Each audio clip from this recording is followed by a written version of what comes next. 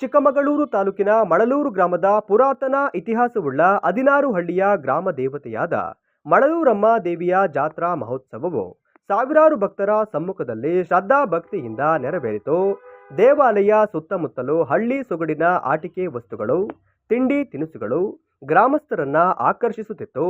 ಯುವಕರು ಮಕ್ಕಳು ಜಾತ್ರಾ ಮಹೋತ್ಸವದಲ್ಲಿ ನಡೆಯುವ ವಿವಿಧ ಆಟಗಳಲ್ಲಿ ವಿವಿಧ ಗ್ರಾಮಗಳಿಂದ ಆಗಮಿಸಿದ ಯುವಕರು ಎತ್ತಿನ ಗಾಡಿಯನ್ನ ಅಲಂಕೃತಗೊಳಿಸಿ ದೇವಾಲಯದ ಸುತ್ತಮುತ್ತಲು ಮೆರವಣಿಗೆ ಹಾಕಿದರು.